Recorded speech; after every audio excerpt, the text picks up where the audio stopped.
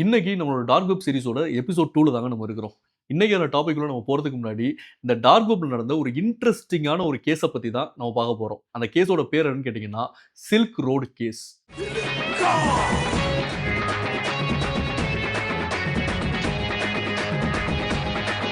அ நீங்க எதிர்பார்க்கிற சில்க்லாம் கிடையாது. இது வேற சில்க். ஆக்சுவலா டார்க் வெப்ல சில்க் ரோட் அப்படின்னு சொல்லி ஒரு வெப்சைட் வந்து இருக்குங்க. இந்த வெப்சைட்ட வந்து என்ன பேர்ல ரன் ஆயிட்டு இருக்குன்னு பார்த்தீங்கன்னா, ட்ரெட் பைரேட் ராபர்ட்ஸ் அப்படின்ற ஒரு பேர்ல வந்து இந்த சில்க் ரோடுன்ற வெப்சைட் ரன் ஆயிட்டு இருக்கு. இந்த வெப்சைட்ல என்னென்ன ஆக்டிவிட்டீஸ்லாம் அவங்க பண்ணியிருக்காங்க அப்படின்னு பார்த்தீங்கன்னா, ஃபேக் பாஸ்போர்ட் அடிக்கிறது. அதாவது யாருக்காச்சும் ஃபேக் பாஸ்போர்ட் வேணும்னு வச்சுக்கங்களேன், பிட்காயின் மூலமா பேமெண்ட் பண்ணி ஒரிஜினல் பாஸ்போர்ட் மாரியே அடிச்சு அத வச்சு வேற நாட்டுக்கு போறதுக்கான பிளான்லாம் பண்ணியிருக்காங்க. ஸோ அதே மாரி 2வது இல்லீகல் ட்ரக்ஸ வந்து சேல்ஸ் பண்ணியிருக்காங்க. இந்த தடைப்பட்ட விஷயங்கள்லாம் இருக்கும்ல, தடைப்பட்ட ட்ரக்ஸ்லாம் இருக்குல்ல, அத மாரி விஷயங்கள் எல்லாத்தையும் சேல்ஸ் பண்ணியிருக்காங்க. அதுக்கடுத்து ஹேக்டு டேட்டாபேஸ். ஒரு கம்பெனியோட ஒரு பெரிய எம்.என்.சி கம்பெனியோட இல்ல பெரிய இடத்தோட ஒரு டேட்டாபேஸ் எல்லாத்தையும் கலெக்ட் பண்ணி, அத இன்னொரு இடத்துல விக்கிறது. இந்த வேலைய பார்த்துருக்காங்க. அதுக்கப்புறம் ஒரு ஹேக்கிங் டூல். ஹேக்கிங் டூல் என்னன்னு கேட்டீங்கன்னா, ஃபார் எக்ஸாம்பிள் சொல்லணும்னு வச்சுக்கங்களேன். இப்போ ஒரு யாரோ ஒரு ஆள வந்து ஐடென்டிஃபை பண்ணணும். ஒரு திருடன வந்து புடிக்கணும் அப்படின்னு கேட்டீங்கன்னா, போலீஸ் வந்து என்ன பண்ணுவாங்க? அந்த லொகேஷன ஃபைண்ட் அவுட் பண்ணி, அந்த லொகேஷனுக்கு எந்த இடத்துல இருக்கிறாங்கன்ற ஃபோன் நம்பர வச்சு, எந்த இடத்துல இருக்கிறாங்கன்னு சொல்லிட்டு அந்த இடத்துக்கு போவாங்க. இத நார்மல் பப்ளிக் அத யூஸ் பண்ண முடியுமான்னு கேட்டீங்கன்னா, முடியாது, கூடாது. ஏன்னு கேட்டீங்கன்னா, எல்லார் கையிலயும் அது கிடைச்சுச்சுன்னா, அது மிஸ்யூஸ் ஆகுறதுக்கான பாசிபிலிட்டீஸ் இருக்கு. ஸோ செக்யூரிட்டி ரீசன்ஸ்க்காக ஒரு சில டூல்ஸ் வந்து கவர்ன்மெண்ட் தான் பயன்படுத்தணும். கவர்ன்மெண்ட் தான் இருக்கணும். நார்மல் பப்ளிக்ட்ட வரக்கூடாது அப்படின்ற மாரி ரெஸ்ட்ரிக்ட் பண்ணி வச்சிருப்பாங்க. இந்த மாரி எத்திக்கல் இந்த மாரி டூல்ஸ் எல்லாத்தையும் ஹேக்கிங் டூல்ஸ் எல்லாத்தையுமே என்ன பண்ணியிருக்கிறாரு, எடுத்து தலைவர் வந்து சேல்ஸ் பண்ணியிருக்கிறாரு. இது வந்து 2011ல இந்த வெப்சைட் ஆரம்பிச்சு இந்த மாரி கொடி கட்டி பறந்திருக்காப்புல. ஏன்னா, அந்த டார்க் வெப்ல பார்த்தீங்கன்னா, சில்க் ரோடுன்னு தெரியாத ஆளே கிடையாது. அந்த அளவுக்கு கொடி கட்டி பறந்திருக்காப்புல. 2013 ஃபெடரல் பியூரோ ஆஃப் இன்வெஸ்டிகேஷன் அதாவது அமெரிக்கால இருக்கக்கூடிய FBI வந்து என்ன பண்ணியிருக்காங்க, இத பாயிண்ட் அவுட் பண்ணி ஏன்னா எந்த பாஸ்போர்ட்ல ஃபேக் பாஸ்போர்ட்ல போய் மாட்டி எவனாச்சும் ஒருத்தன் லாக் பண்ணிட்டானா என்னன்னு தெரியல. சிக்கிட்டானான்னு தெரியல. அந்த மாரி அப்படி இப்படின்னு கண்டுபிடிச்சு, இந்த மாரி ஒரு ஆள வந்து பிடிக்கிறாப்புல. அந்த ஆளோட பேர் என்னன்னு கேட்டீங்கன்னா, ராஸ் உல்ட்ரிச் அப்படின்ற ஒருத்தர் வந்து பிடிக்கிறாங்க. இவர ஒரு பனிஷ்மென்ட் குடுக்குறாங்க. கவர்ன்மெண்ட் எல்லாமே. என்ன பனிஷ்மென்ட் குடுக்குறாங்கன்னு கேட்டீங்கன்னா, லைஃப் டைம் பிரிசன்மென்ட். சாகுற வரைக்கும் நீங்க என்ன பண்ணியிருக்கணும், இந்த மாரி ஜெயில்ல தான் இருக்கணும் அப்படின்னு சொல்லி ஒரு தண்டனையும் குடுத்துட்டாங்க. ஸோ இப்போ அவர் அந்த சில்க் ரோடு அப்படின்றத கிரியேட் பண்ணியிருப்பாங்கல்ல, அந்த சில்க் ரோடுன்ற அந்த வெப்சைட்ட கவர்ன்மெண்ட் என்ன பண்ணிட்டாங்க, ஷட் டவுன் பண்ணிட்டாங்க. ஏன்னா ஆளே கிடைச்சிட்டாரு. அவர வச்சு அத எப்படி அவர் ஓப்பன் பண்ணாரோ ஷட் டவுன் பண்ணிட்டாங்க. ஆனா இன்னமும் நெறைய இல்லீகல் மார்க்கெட் பிளேஸ் அதாவது நான் ஏற்கனவே சொன்ன மாரி ஒரு கவர்ன்மென்ட்டால மல்டிபிள் சர்வர்ஸ கண்ட்ரோல் பண்ண முடியாது. டார்க் வெப்ல இருக்கக்கூடிய சில்க் ரோடு அப்படின்ற ஒரே ஒரு விஷயத்த மட்டும் தான் கவர்ன்மெண்ட் வந்து என்ன பண்ணியிருக்காங்க, ஷட் டவுன் பண்ணியிருக்காங்களே தவிர்த்து, மத்த எல்லா இல்லீகல் ஆக்டிவிட்டீஸ் நடக்கக்கூடிய எந்த சைட்ஸையும் அவங்களால என்ன பண்ண முடியல, கண்ட்ரோல் பண்ண முடியல, ஷட் டவுன் பண்ண முடியல. ஸோ இந்த மாரி நல்ல விஷயங்கள் பண்ற நெறைய பேரும் என்ன பண்றாங்க, அதாவது நான் சொன்ன மாரி ஜர்னலிஸ்ட், ஆக்டிவிஸ்ட்ஸ் இந்த மாரி இருக்கக்கூடிய நெறைய பேர் இருக்காங்கல்ல, இவங்களும் என்ன பண்றாங்க, இவங்களோட விஷயங்களையும் எதையும் கண்ட்ரோல் பண்ண முடியாம, அவங்களும் நல்ல விஷயத்துக்காகவும் பயன்படுத்துறவங்களும் இந்த டார்க் வெப்க்குள்ள இருக்கிறாங்க அப்படின்றத பதிவு பண்ணிக்கிறேன். இருக்கிறதிலேயே ரொம்ப ஃபேமஸான, இன்ட்ரஸ்டிங்கான அந்த கேஸ் அப்படின்னு கேட்டீங்கன்னா, இந்த சில்க் ரோடு கேஸ் தான். ஸோ இந்த ஒரு கேஸ் மூலமா நெறைய பிரபலம் அடைஞ்சுச்சு. இந்த டார்க் வெப் அப்படின்றது. அதுல இந்த டார் ப்ரௌசர் அப்படின்றதும் ரொம்ப ஹை பீக்ல பிரபலம் ஆச்சு. அதனால தான் நெறைய பேருக்கு இந்த Tor browser, dark web, silk road அப்படின்றத சொன்னாலே நெறைய பேருக்கு புரிதல் வந்து நெறைய ஆரம்பிச்சுச்சு. சரி okay. Coming to the point. இன்னைக்கான டாபிக்ல நம்ம போறோங்க. இன்னைக்கான டாபிக் என்னென்ன விஷயங்கள்லாம் நம்ம பார்க்க போறோம் அப்படின்னு பார்த்தீங்கன்னா, நம்ம டார்க் வெப்ப வந்து பயன்படுத்தும்போது நம்ம ஃபோன் வந்து எப்படி ஹேக் செய்யப்படுது? அப்படின்றத ஃபர்ஸ்ட் பார்க்க போறோம். முதல்ல நம்ம டேட்டாஸ் எல்லாமே டார்க் வெப்ல இருக்கா அப்படின்றத ஐடென்டிஃபை பண்ண போறோம். இது எல்லாத்தையும் எப்படி பண்றது அப்படின்றத இன்னைக்கான எபிசோட்ல நம்ம பார்க்கலாம். வணக்கம் and welcome to STD chai Tamil talks அப்படின்ற சேனல்ல தான் இருக்கிறீங்க. நிறைய புது புது அப்டேட்ஸ் இந்த சேனல்ல வந்துகிட்டே இருக்கும். மறக்காம சப்ஸ்கிரைப் பண்ணுங்க.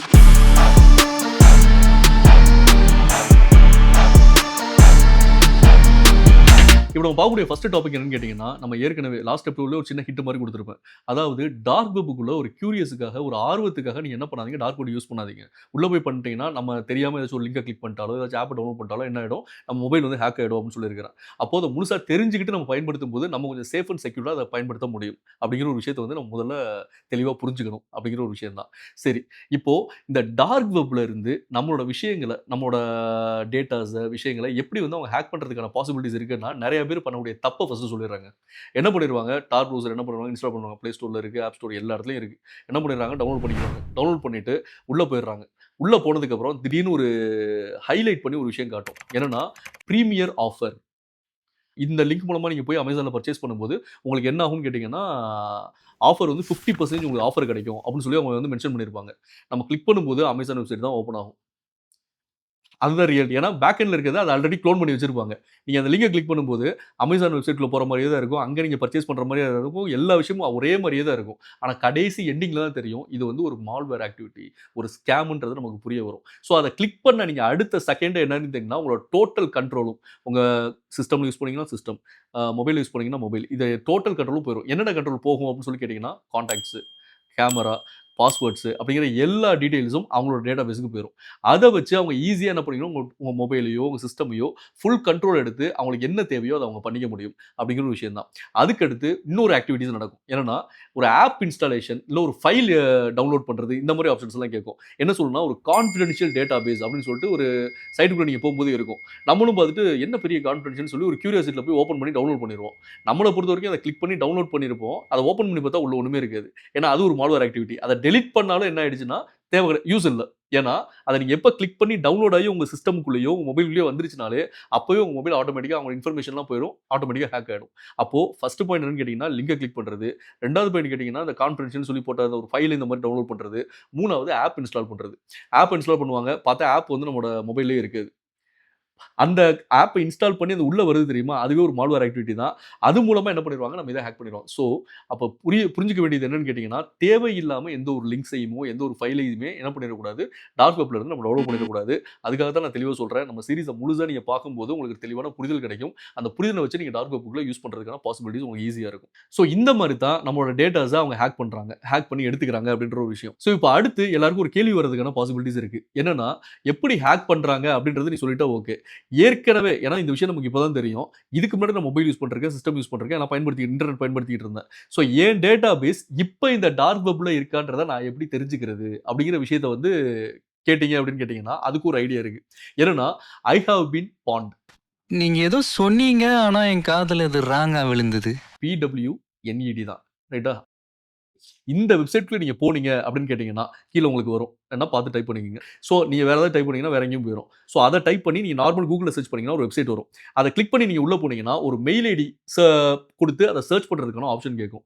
உங்களோட மெயில் ஐடி நீங்க யூஸ் பண்ணக்கூடிய ப்ரொஃபஷனல் மெயில் ஐடியா இருக்கலாம். இல்ல பெர்சனல் மெயில் ஐடியா இருக்கலாம். எந்த மெயில் ஐடி நீங்க யூஸ் பண்றீங்களோ, அந்த மெயில் ஐடிய நீங்க போட்டு சர்ச்ன்னு சொல்லி நீங்க குடுத்தீங்க அப்படின்னு கேட்டீங்கன்னா, உங்களோட டேட்டா பிரீச் ஆயிருக்கா இல்லையான்றது தெரிஞ்சிரும். அதாவது உங்க டேட்டா வந்து டார்க் வெப்ல இருக்கா இல்லையான்றத அத ஐடென்டிஃபை பண்ணி குடுத்துரும். ஸோ இது ஒரு டெக்னிக். அதே மாரி நீங்க ஏதாச்சும் ஒரு இடத்துல போய் லாக் ஆயிட்டீங்க. டார்க் வெப்க்குள்ள போயிட்டு ஏதாச்சும் ஒரு வெப்சைட்ல போய் ஏதாச்சும் ஒரு சில ஆக்டிவிட்டீஸ் பண்ணி, நீங்க ஒரு சில இடத்துல லாக் ஆகுறீங்க. அந்த மாரி விஷயங்கள் இருக்கு அப்படின்னு கேட்டீங்கன்னா, நீங்க சைபர் கம்ப்ளைண்ட்ஸ் குடுத்தாலும் அதுக்கான ரெஸ்பான்ஸ் எப்படி இருக்கும்ன்றது எனக்கு தெரியல. பட் Google One மூலமா ஏன்னா Googleல வந்து Google Oneன்னு ஒரு கான்செப்ட் இருக்கு. அது மூலமா போய் உங்களால என்ன பண்ண முடியும்? இந்த டார்க் வெப்ப பத்தி ரிப்போர்ட் பண்ண முடியும். ஸோ அந்த மாரி ரிப்போர்ட் பண்ணியும் ஒரு சில பேர் ரெக்கவர் பண்ணவங்களும் இருக்கிறாங்க. ஸோ அப்போ நம்ம என்ன பண்ணணும்னு கேட்டீங்கன்னா, நம்மளோட டேட்டாஸ் வந்து இருக்கா இல்லையான்னு தெரிஞ்சுக்கிறதுக்கு இந்த டெக்னிக்க நம்ம என்ன பண்ணிக்கலாம்? ஃபாலோ பண்ணிக்க முடியும். உங்க மெயில் ஐடிய போட்டு நீங்க சர்ச் பண்ண உடனே, இது டார்க் வெப்ல உங்களோட டேட்டாஸ் எதுவுமே இல்லங்க. அப்படின்னு சொல்லி சேஃப்ன்னு வந்துருச்சுன்னா நமக்கு பிரச்சனை இல்லங்க. ஒருவேளை டேட்டா பிரீச் இருக்கு அப்படின்னு சொல்லி உங்களுக்கு தகவல் வந்துருச்சு அப்படின்னு கேட்டீங்கன்னா, முதல் வேலையா அந்த மெயில் ஐடிக்கு போய் முதல்ல பாஸ்வேர்ட சேஞ்ச் பண்ணிறணும். 2வது விஷயம் டூ ஸ்டெப் ஆத்தென்டிகேஷன வந்து எனேபிள் பண்ணணும். பல பேர் இந்த டூ ஸ்டெப் ஆத்தென்டிகேஷன எனேபிள் பண்றது கிடையாது. ஸோ அத வந்து இப்பலாம் ஆட்டோமேட்டிக்கா கேட்க ஆரம்பிச்சிருச்சு. பட் என்ன பண்றாங்க? டிசேபிள் பண்ணி வச்சுடுறாங்க தெரியாம.